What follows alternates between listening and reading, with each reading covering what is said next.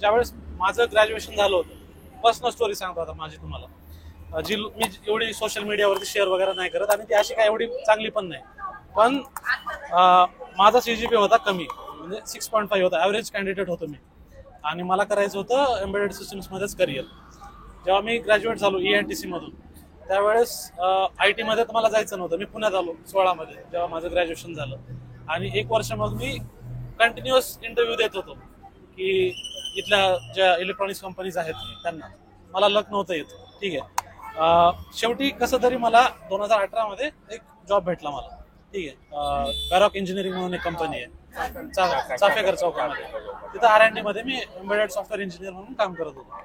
पण माझं मास्टर्सची इच्छा अगोदरच होती की मला मास्टर्स करायचंच आहे. तर मग तिथून हळूहळू मी जॉब करत करत मग प्रिपरेशन करायला स्टार्ट केली. जसं तुम्हाला अगोदर सांगत होतो की जेवढ्यांना मी अप्रोच केलं, कन्सल्टंट अप्रोच केले, फेसबुक ग्रुप काढून काढले, ज्याच्यामध्ये मी पोस्ट वाचायचो की पर्टिक्युलर बाबा ह्याने एक प्रोफाईल आहे, त्याला किती ऍडमिट आलेत. मग मी चेक करायचो की यार त्या पोराचं प्रोफाईल काय होतं, त्याला कुठून ऍडमिट आलेत, कुठं कुठं त्यांनी अप्लाय केलं. मग तिथं असं दिसायचं की यार प्रत्येकाचा CGPA तर चांगलाच आहे, माझा आहेच नाही. पण मग माझा ऍडव्हान्टेज कुठं होतं की मी माझ्या इंटरेस्टिंग फील्डमध्येच वर्क करत होतो, रिलेव्हंट प्रोजेक्ट्स होते माझे. आणि मग मी लोकांना कन्सल्ट करायला स्टार्ट केली, जे लोक तिथं होते, की यार मी माझं प्रोफाईल कसं बिल्डअप करू. CGPA तर कमीच होता आणि एक रिस्क आहेच, म्हणजे मी एक्सपेक्ट नव्हतो करत की मला ऍडमिशन भेटेलच म्हणून. पण अशी पण एक तयारी होती की यार नाही झालं तर नाही झालं, एक एक्सपिरियन्स तरी येऊन जाईल. की समजा चलो ठीक आहे, मग मी काही युनिव्हर्सिटी शॉर्टलिस्ट केल्या, त्याच्यामध्ये चेक केलं की यार माझी तिथं स्टँड आउट व्हायची काही पॉसिबिलिटी आहे का. म्हणजे कसं असतं की काही काही युनिव्हर्सिटीज स्मॉल लोकेशन्सला आहेत, ठीक आहे. तर मग तिथं काही आहे का बाबा की जिथे लोक अप्लाय करतात. मग जर मोठी युनिव्हर्सिटी असेल तर ऑफकोर्स माझा तिथं काही चान्स नाहीच आहे. तर मग मी मोठ्या युनिव्हर्सिटीजला अप्लायच नाही केलं, कारण मला असं पण तिथून रिजेक्शन येणार होतं. मग मी ज्या युनिव्हर्सिटीला, आता कसं असतं तुमचा कोर्स म्हणजे तुम्हाला किती इंटरेस्ट आहे त्या प्रोग्राममध्ये ते मॅटर करतं. युनिव्हर्सिटीचा public, as long as it is public university, आता मी सगळ्यांना सांगत असतोय. खूप लोक विचारतात की ही युनिव्हर्सिटी चांगली आहे का, ती युनिव्हर्सिटी चांगली आहे का. पण एवढं मॅटर नाही करत, ॲज लॉंग ॲज तुमचा कोर्स चांगला आहे. तुम्हाला जर त्या कोर्समध्ये इंटरेस्टिंग आहे आणि तुम्हाला जर कोर्स करिअर बिल्ड करायचं आहे त्याच्यावरूनच, तर तुम्ही स्वतःहून एफर्ट्स टाका आणि त्याच्यावरती बिल्डअप करा तुमचं करिअर.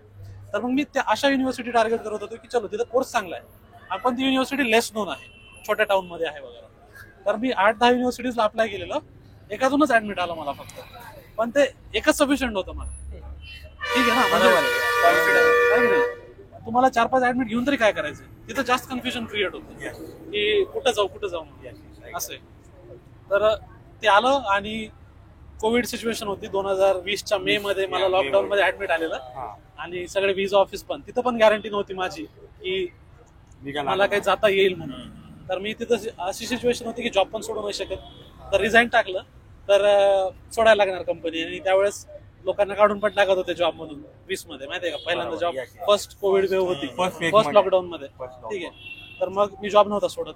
इथं व्हिसा ऑफिस पण ओपन व्हायला तयार नव्हते की बाबा तुम्हाला काहीतरी होईल पुढं म्हणून. लकीली माझं लक तिथं थोडंसं कामाला आलं की ऍडमिशन पण भेटलंय.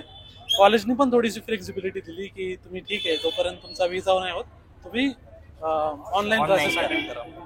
तर डिसेंबर पर्यंत मला मग व्हिसा आला माझा लकीली, मग मला जाता आलं. तुमच्या काय एक्सपेक्टेशन्स आहेत आणि तुमचे काय डाऊट्स आहेत, त्यामुळे मी तुम्हाला सांगू शकतो की रियालिटी काय आहे असं.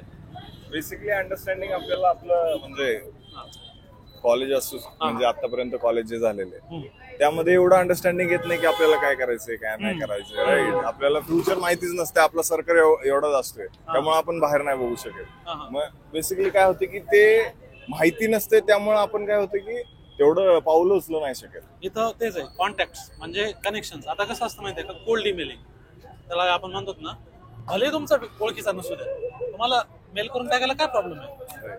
लिंक्डइन वरती कुणाला पण अप्रोच करा ना तुम्ही, आणि लोक करतात हेल्प. म्हणजे तुम्ही 10 ऍप्लिकेशन्स करताय ना, म्हणजे 10 मेसेजेस करताय ना लिंक्डइन वरती, त्यातले 7 तर रिप्लाय देणार, दॅट्स फॉर शुअर. कारण लोक आहेत तसे, म्हणजे तुम्हाला फ्रीमध्ये कुणी पण गाईड करू शकता. एवढंच आहे की कसं असतं, ते किती लेवल पर्यंत तुम्ही हेल्प मागताय ते डिपेंड करतं, माहितीये का. म्हणजे मी आता बरेचसे एक्सपिरियन्स पण आले, मला पण आलेले आहेत. माझे जे फ्रेंड्स आहेत तिथं जर्मनीमध्ये, त्यांना पण बरेच लोक मेसेज करतात. तर काय होतं की काही काही लोक एका थोडंसं पुढे जाऊन हेल्प मागतात, पण ते पॉसिबल नसतं. तुम्हाला त्यांच्या कॅपॅबिलिटीमध्ये जेवढी करता येईल ते लोक करतात, ऍडवाइस करायचंय तर नाही करायचंय, पण काही लोक म्हणतात की मला हा रिसर्च मला करून दे, तर मग ते पॉसिबल नाही होत, कारण त्याला स्वतःचं टायमिंग मॅनेज करून. आता तुम्ही इथं आहेत, पण जेव्हा तुम्ही तिथे याल ना तेव्हा तुम्हाला कळतं की शेड्यूल किती पॅक असतो. म्हणजे start of the day to end of the day तुम्हाला तुमचे कामं करून प्लस जॉब पण करायचा आहे, पार्ट टाइम जॉब मॅनेज करायचा आहे, स्टडीज पण मॅनेज करायची, पर्सनल लाईफ पण मॅनेज करायची. या सगळ्यामध्ये जर कुणी तुम्हाला हेल्प मागते, तुम्हाला कुणी हेल्प मागते, तर तुम्ही बघता की यार माझी कॅपॅबिलिटी किती आहे ते करायची. मग तो म्हणेल की यार हे मला नाही होऊ शकत, ह्याचा माझ्यासाठी तेवढा टाइम नाही हे करायला, तो मग क्लिअर कट तोंडावर बोलून टाकतो की हे माझ्याकडून पॉसिबल नाही, तुमचं तुम्ही बघून या. पण जर ते एक छोटा डाऊट असेल किंवा जर पॉसिबल असेल तर ते तिथपर्यंत करून टाकतात, चलो गाईड करतात, नाही असं नाही. तर मी आयटी बॅकग्राऊंड आहे, हा पण आयटी बॅकग्राऊंड म्हणजे सॉफ्टवेअर डेव्हलपमेंट. सो आता मला मास्टर जे आहे ते AIML मध्ये करायचं आहे, मशीन लर्निंग. मी जर्मनच्या काही युनिव्हर्सिटी शॉर्टलिस्टिंग केलंय. सो अकॉर्डिंग टू यू म्हणजे येणारा जर्मनमध्ये फ्युचर कसं आहे आयटी साठी? पहिल्यांदा काय मला बॅचलर्स कशामध्ये केलं? Information technology. इन्फॉर्मेशन टेक्नॉलॉजी आणि AIML मध्ये करायचं. AIML मध्ये माझं मास्टर्स करायचं आहे. Right right. डिप्लोमा पण झालाय माझा कम्प्युटर सायन्स मध्ये. सो येणारा फ्युचर म्हणजे जर्मनीमध्ये स्कोप वगैरे जॉब साठी वगैरे कसं राहील? सध्या तरी चांगलं सुरू आहे. म्हणजे कसं आहे आता AIML कसं आहे, थोडंसं फ्युचरिस्टिक आहे आणि ग्रोईंग आहे सध्याला. म्हणजे म्हणण्यापेक्षा हॉट टॉपिक येतो सध्यासाठी. आणि तिथं पण असे पण कोर्सेस आहेत की सर्टन म्हणजे कसं आहे, कुठलाच कोर्स परफेक्ट नाहीये.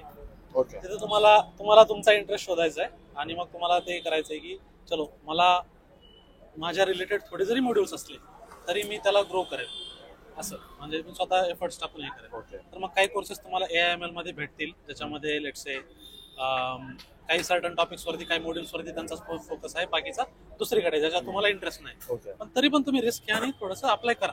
असं म्हणजे परफेक्ट कोर्स शोधायच्या ह्याच्यात जाऊ नका.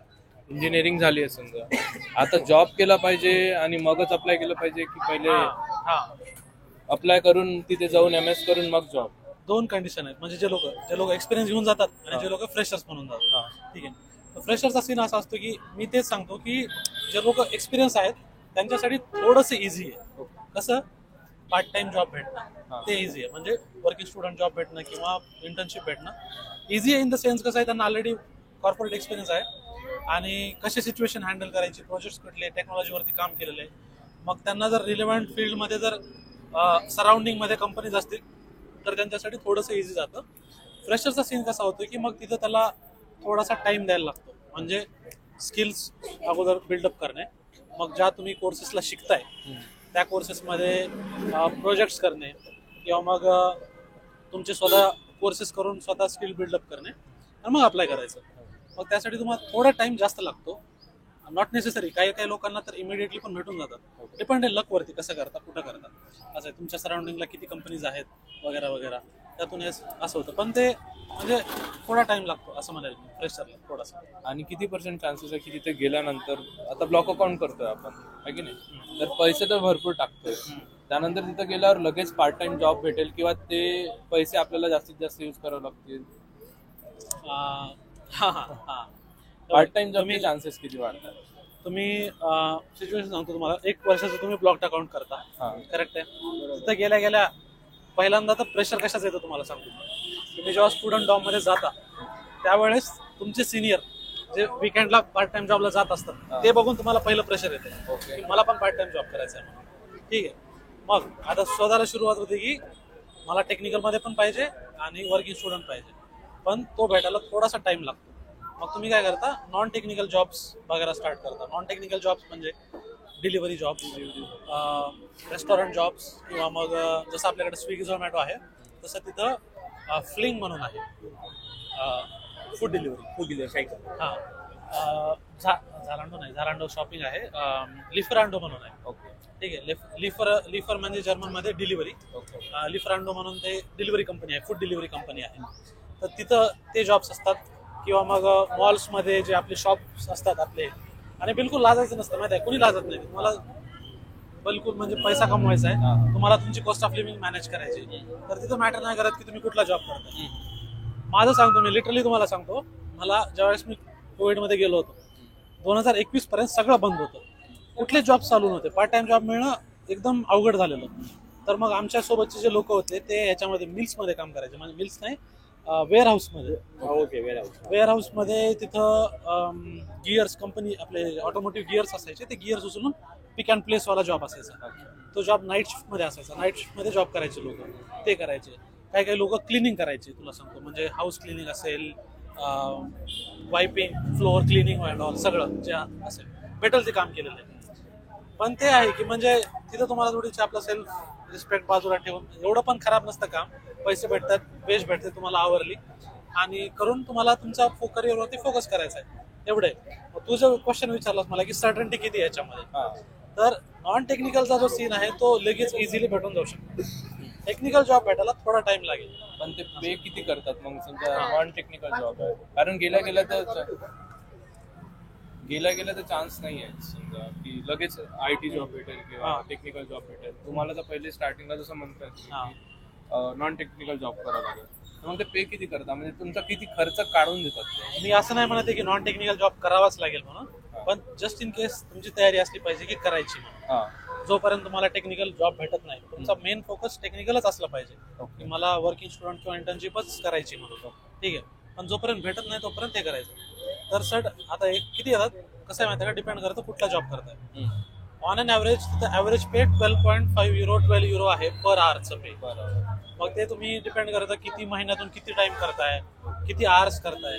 तर let's say on an average मला 600 to 700 म्हणेन मी, जर तुम्ही कमी केलं तर. काही लोक 800-900 युरोज पण करतात मंथली. मग त्या केसमध्ये तुम्हाला तुमचा लिव्हिंग एक्सपेन्सेस जर 700 असेल, म्हणजे 200 सेव्ह होतात, लेट्स से फॉर एक्झाम्पल असं म्हणतो. काही काही मध्ये जास्त पण सेव्ह होतात, काही काही मध्ये कट टू कट पण होतात. तरी पण स्टुडंट लाईफमध्ये ना लोक एक्सपेन्सेस कमी करायचा ट्राय करतात, की जेवढे एक्सपेन्सेस कमी ठेवता येतील, म्हणजे बाहेर खाणं नाही, अननेसेसरी शॉपिंग नाही. मग तिथून तुमचे सेव्ह होतात. मग तुमचा खर्च कुठे जातो की रेंट आणि तुमचे ग्रोसरीज, एवढ्यामध्ये. त्यातल्या त्यात जर तुम्ही स्टुडंट डॉममध्ये राहताय तर आणखी रेंट कमी होऊन जातो. प्रायव्हेटमध्ये थोडासा जास्त लिव्हिंग एक्सपेन्सेस राहतात, तेवढ्यामुळेच मग तुमची मोस्ट ऑफ द सेव्हिंग रेंटवरतीच होते. इथून अप्लाय जर करत असलो म्हणजे जॉबला, तिथून म्हणजे एक 3-4 महिने झाले जाण्याच्या आधी अप्लाय करतोय, मग मे बी लागू शकते का, पॉसिबिलिटीज आहेत काय जॉब लागण्याची? थोडंच म्हणजे फुल टाइम म्हणतोय का? फुल टाइम नाही, म्हणजे मास्टर, पार्ट टाइम.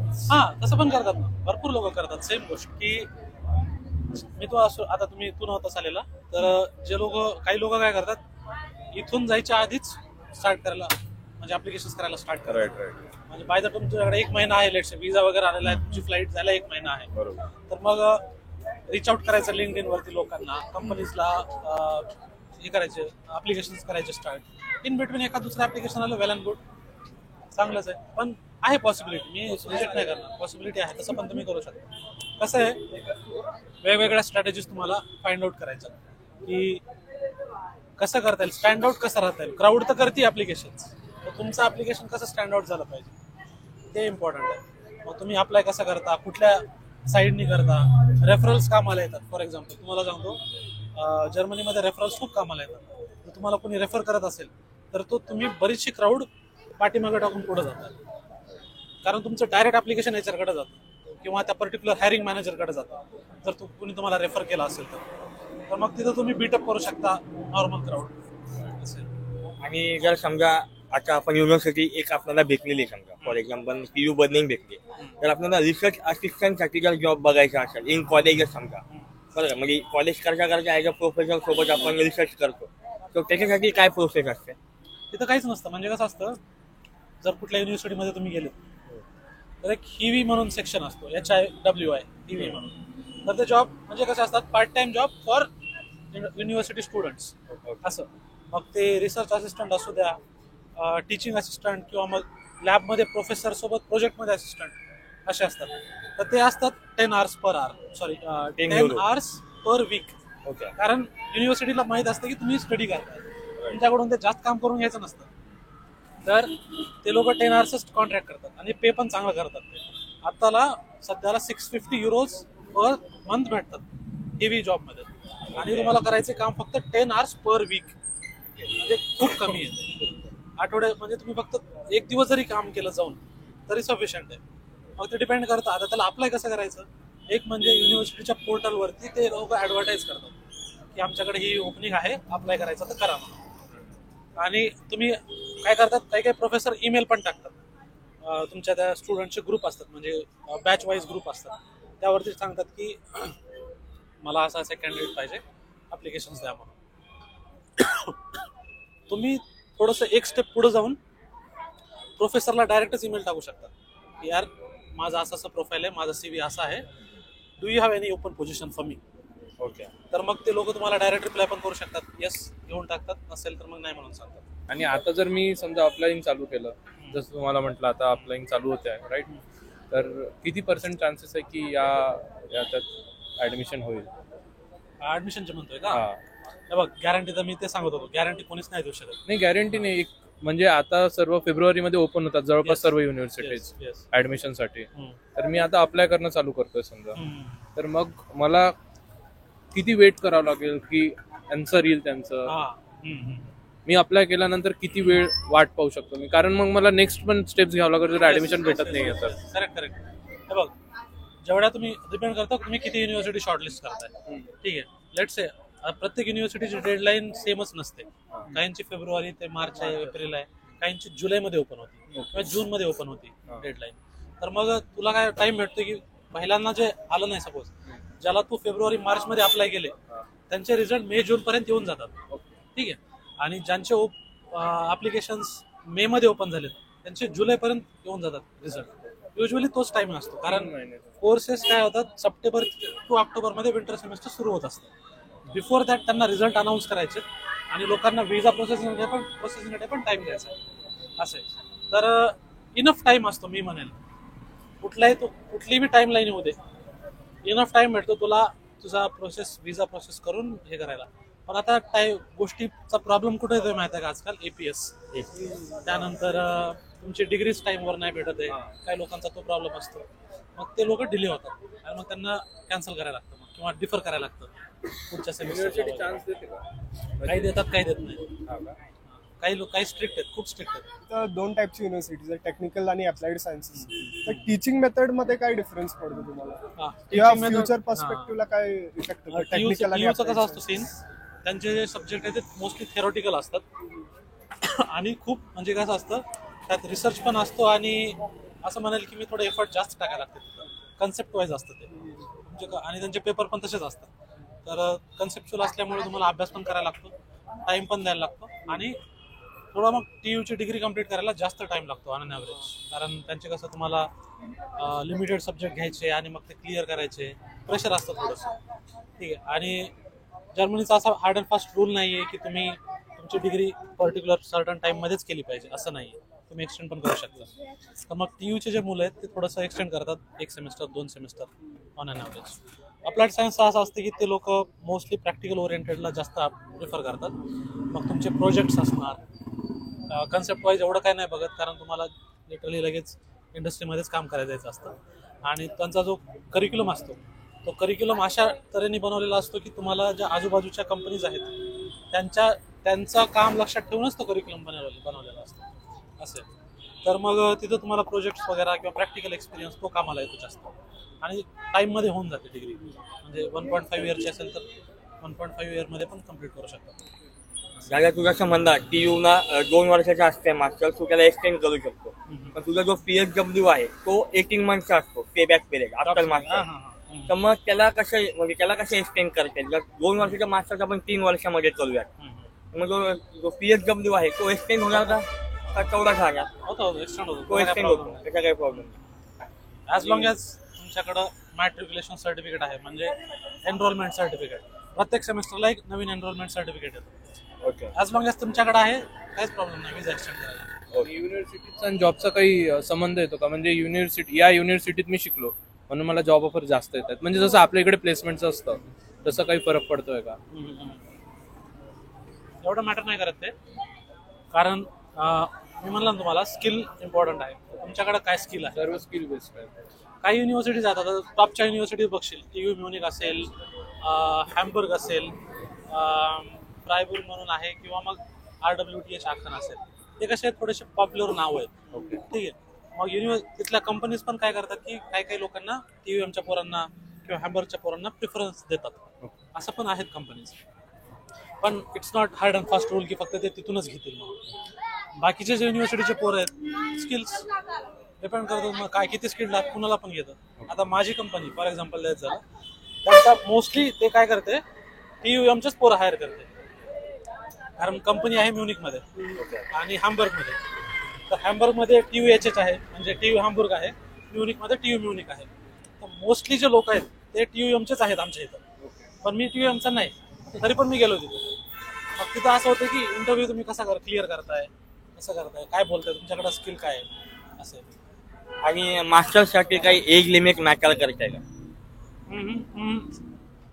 तो थोडासा कॉन्ट्रोवर्शियल म्हणता येईल क्वेश्चन, पण तिथं असं एज लिमिट नाही आहे. कारण ते आपल्यावरती डिपेंड आहे की तुमच्याकडे किती रिस्पॉन्सिबिलिटी आहे. काही लोकांचा जास्त एक्सपिरियन्स असतो, काही लोकांची फॅमिली रिस्पॉन्सिबिलिटी असते, मग तिथं थोडासा पर्सनल डिसिजन येतो. बट तिथं कोणी बघत नाही, म्हणजे एज बघत नाही तिथं की तुम्ही एवढ्या वर्षात झालेत आणि तुम्ही मास्टर्स करताय असं नाही आहे. आणि बेस्ट इनटेक कोणता आहे, म्हणजे मार्च इनटेक बेस्ट आहे का ऑक्टोबर विंटरवाला म्हणजे ऑक्टोबरवाला? ऑक्टोबरवाला जास्त, कारण मोस्टली कोर्सेस विंटर इनटेकवाले असतात म्हणून मी सजेस्ट करतो आता अप्लाय करायला स्टार्ट करावं लागेल सरळ. आता म्हणजे प्रिपरेशन स्टार्ट करायचं. माझं एक क्वेश्चन होतं की तुम्ही व्हिडिओमध्ये मेन्शन केलं की जर्मनीमध्ये जनरली हाईक्स जास्त होत नाही, 3 to 5%. तर तुम्ही लॉंग टर्म पर्स्पेक्टिव्ह मध्ये त्याला कसं घेणार की आपल्याला लॉंग टर्म मध्ये ग्रोथ लागत असते? हा येऊ दे बरं का, हा क्वेश्चन येऊ दे. तर सीन असा आहे की बघ, जर्मन कल्चर जे वर्किंग कल्चर जे आहे ते लॉंग टर्म साठी अगोदर म्हणजे जो बघशील ना जर्मन लोक, ते लोक 30-30 वर्ष 35 वर्ष एकाच कंपनीत, ते लोक जॉब सोडतच नाहीत. म्हणजे त्यांना गरज नाही वाटत का, तुला सांगतो. ते लोक जेव्हा बॉर्न अँड ब्रॉट अप होतात सेम रिजन मध्ये होतात. आपण फ्लेक्झिबल आहेत कुठं पण जायला. ते लोक त्यांच्या सिटी सोडून दुसरीकडे जायला पण तयार नाही, त्यांना फक्त त्यांच्या सराउंडिंग मध्ये जॉब पाहिजे असतो. ते लोक जॉब चेंज करत नाही. हाईक होऊ नाही हो त्यांच्यासाठी ते मॅटर नाही करत. आपल्यासाठी काय, आपण जे इथून जातोय आपल्याला आपलं एम काय आहे की यार पैसा कमवणं किंवा मग माझी फायनान्शियल सिच्युएशन बेटर करणं, आपलं एम वेगळं आहे. ठीक आहे, मग तेव्हा जेव्हा असं होतं की हाईक कमी भेटते 3% 5% भेटते, तर मग आपण काय करतो थोडंसं आता तिकडं पण कल्चर यायला लागले जॉब स्विच. आपल्या इथं 1 वर्षामध्ये जॉब करतात लगेच 15% 20% 50% हाईक घेतात. मग ते लोक आता हळूहळू ते कल्चर तिकडं हळूहळू यायला लागले, एवढं पण कॉमन नाही आहे. आणि तिथं चांगलं समजलं जात नाही लवकर स्विच करणं. म्हणजे जर तुम्ही दरवर्षी कंपनीवर उड्या मारताय तर लिटरली तुम्हाला विचारलं जातं की एवढे स्विच का असं म्हणून. तर मग तुम्हाला तिथं काय करायला लागतं, 2-3 वर्ष एका ठिकाणी राहिले परत स्विच केलं. तिथं पण लोक करतात. आता आपले इंडियन्स लोक काय करतात, ज्यांना हाईक फास्ट पाहिजे असते तर मग ते लोक फ्रिक्वेंटली ट्राय करायचं, स्विच करायचं ट्राय करतात. असं पण होतं. मग तोच आहे, स्विचच ऑप्शन आहे. कारण तुम्हाला तेवढी हाईक एक कंपनी देऊच नाही शकत. आणि ते म्हणतात ना की एका कंपनीमध्ये राहून लॉयल राहून काय होत नाही, म्हणजे तुमचीच ग्रोथ कमी होतो. मग तोच सिच्युएशन. आता मी प्रॅक्टिकल सांगतो तुम्हाला, माझं ओपिनियन नाहीये. इन जनरल मार्केटमध्ये तोच सिनारिओ. जर तुम्ही स्विच करताय तर हाईक जास्त होतो. आणि तुमचं हाऊसिंग क्रायसिस बद्दल काय व्ह्यू आहे? कारण की ते सारखं क्वेश्चन्स येत असतात. हायकिंग आता हाऊसिंग वाला सिच्युएशन आहे सगळीकडेच. कारण त्यांनी एवढे स्टुडंट्स तर घेतात तर आहेत, पण एवढे पण आणखी हाऊसिंग म्हणजे स्टुडंट डॉर्म्स नाही आहेत, लेट्स से कमी आहेत. लोकांना प्रायव्हेटमध्ये भेटायला लागतं. प्रायव्हेट पण थोडंसं भेटणं अवघड झालेलं आहे. कारण ते लोक काय करतात, इव्हन वेगळे म्हणजे शेअर्ड अपार्टमेंट असतात, इंटरव्ह्यू घेतात, हे होतात ते होतं, आहे सिच्युएशन. आता आय डोंट नो ते कशी एलिव्हेट करायचं ट्राय करतायत, बेटर करायचं ट्राय करतायत, पण सध्याला तरी सिच्युएशन आहे तशी. IT बॅकग्राऊंडसाठी सॅलरी किती आहे? ॲव्हरेज सॅलरी IT बॅकग्राऊंड जसं USA ला वगैरे 25,000 euro ॲव्हरेज. पण तसं म्हणाल तर 45,000 तसं म्हणू शकतो मी. कुठल्याला पण जॉबला 45,000 ॲव्हरेज आहे म्हणून. पण डिपेंड करतं तुमचं स्किल, तुमचा एक्सपिरियन्स, तुमचं जॉब लोकेशन, तुमची कंपनी साईज, या सगळ्या गोष्टी येतात तिथं. प्लस तुमच्यावर डिपेंडन्सी वगैरे कशी आहे, म्हणजे तुमचा तुम्ही सिंगल आहात, मॅरिड आहात, आय डोंट नो ते किती मॅटर करेल, बट ते एक निगोशिएट करताना तुम्ही बोलू शकता की डिपेंडन्सी माझ्यावरती कशी आहे, सिंगल अर्निंग आहे असं म्हणतात की जर्मनी जास्त मेकॅनिकलच्या स्टुडंटसाठी वगैरे आहे. आयटी वाल्यांना आम्हाला जाऊन काही फायदा होतो? IT सध्या बूम म्हणण्यापेक्षा ऑपॉर्च्युनिटीज आहेत तिथं, कारण जर्मनी आता हळूहळू डिजिटल व्हायला येतंय. हा, ते जर्मनी Start होतंय. जास्त ऐकलंय की तिथे डिजिटलायझेशन नाहीये टेक्नॉलॉजी नाही आहे. एक्झॅक्टली. मग आपल्याला स्कोप आहे की IT वाले भरपूर लोक तिथं जात आहेत आणि करिअर बिल्डअप पण करतायत, म्हणजे ऑपॉर्च्युनिटीज आहेत तिथं. पण तो पण एक जिओग्राफिकल पण एक मॅटर येतो. आता रिसेशन येतं किंवा मग आता सध्या जो वॉर सिच्युएशन आहे त्यामुळं पण कंपनीज हायरिंग नाही करत आहेत. मग ती सिच्युएशन आहे. मग तुम्ही किती रेडी आहात ती रिस्क घ्यायला, तुमचा करंट जॉब सोडून किंवा तुमचं करंट स्टॅबिलिटी सोडून तिकडं मूव्ह व्हायला. मग जे लोक रिस्क टेकर आहेत तुला सांगतो ते जातात, करतात पण. माझ्या बघण्यामध्ये माझ्या ज्या कॉन्टॅक्टमध्ये आहेत बरेच लोक आहेत IT मधले जे तिथे येऊन इथून डायरेक्ट जॉब करून तिथे आले, असे जे येतात करतात पण आहेत. तुला सांगतो म्हणजे चान्सेस आहेत तिथं तुम्ही करू शकता. आणि लँग्वेज जर्मन लँग्वेज किती यायला पाहिजे, म्हणजे इथून जाण्याच्या पहिले किती लेवल्स आपल्याला झाले पाहिजे, समजा A1 A2 B1? मी म्हणेल की ऑन अन ॲव्हरेज जसं असतं कॉन्व्हर्सेशनल लँग्वेज इम्पॉर्टंट आहे, म्हणजे कॉन्व्हर्सेशनल स्किल इम्पॉर्टंट आहे. रिटर्न नाही, तुमच्याकडं कितीचं पण सर्टिफिकेट असू द्या, B2चे सर्टिफिकेट असलेल्या लोकांना A1ची पण येत नाही जर्मन, असे पण काही लोक आहेत. पण ॲज लॉंग एज तुम्हाला कॉन्व्हर्सेशनल जर्मन येते तुम्ही करू शकता, म्हणजे तुम्हाला कोणी सर्टिफिकेट नाही मागत आहे की तुमच्याकडे हे आहे का म्हणून. आता फॉर एक्झाम्पल मी समजा जर्मन लँग्वेज करतोय गोईटे मध्ये, तर एक्झाम देणं कंपल्सरी आहे का? मला माझ्या अंडरस्टँडिंग मला बोलता येते, सफिशियंट आहे. एक्झाम द्यायची गरज नाही. तुम्हाला सर्टिफिकेट कधी लागेल? आय गेस जर्मन टॉटला अप्लाय करताय किंवा मग परमनंट रेसिडेन्ससाठी PR साठी जेव्हा अप्लाय करता त्यावेळेस मग सर्टिफिकेट दाखवायला लागतं लँग्वेजचं. बाय दॅट टाइम तुमच्याकडे असेल तर चांगली गोष्ट आहे, नसेल तर मग. आणि आता असं पण म्हणतात की बाबा की तुम्ही जर्मन नाही शिकलात फॉर IT डिपार्टमेंट स्पेशली, तुम्ही तिला युनिव्हर्सिटीला ॲडमिट घेतलं, त्यांच्या करिक्युलममध्ये ॲज अ इलेक्टिव्ह म्हणून तुम्हाला जर्मन शिकवलं जातं. सो मग आता तिकडे गेलो की मग तिकडं आपल्याला सर्टिफिकेट देतात का फॉर एक्झाम्पल? ते देतात, पण ते ऑफिशियल ह्याच्यासाठी कन्सिडर नाही होत, म्हणजे जॉबसाठी वगैरे कन्सिडर होतं, विजा ऑफिससाठी ते नाही कन्सिडर होतं. ओके, त्यासाठी आपल्याला एक्झाम द्यावंच लागतं. एक्झाम द्यायला लागते. की TU म्युनिकनी सेमिस्टर फीज इंट्रोड्यूस केली आहे 6,000 पर युरोस. तर तुम्हाला वाटतं की फ्युचरमध्ये सगळे युनिव्हर्सिटीज करतील? आम्ही नेक्स्ट इयरला ट्राय करायचं असेल तर, कारण की आपण जातो की नो ट्युशन फी, तर ते नेक्स्ट इयरला इंट्रोड्यूस झालं तर त्याला कसं टाकलं? तर काही लोकांचा दृष्टिकोन त्याच्याकडे बघण्याचा असं आहे की कम्पेअर टू अदर कंट्रीज ती कमी आहे, पण माझा बघण्याचा असं आहे त्याच्यामध्ये की ते एवढं म्हणजे आय डोंट नो किती फिजिबल आणि किती वर्कआउट करेल त्याच्यामध्ये. कारण ऑलरेडी जर युनिव्हर्सिटीज तुम्हाला फ्री एज्युकेशन देत आहेत आणि एवढी जास्त इंट्रोड्यूस केली तर तिथं पण असं नाही आहे की तुम्हाला इझी गोईंग आहे, तुम्हाला तेवढा स्ट्रगल आहे तिथं जाऊन पण तुम्हाला लँग्वेज शिकायची.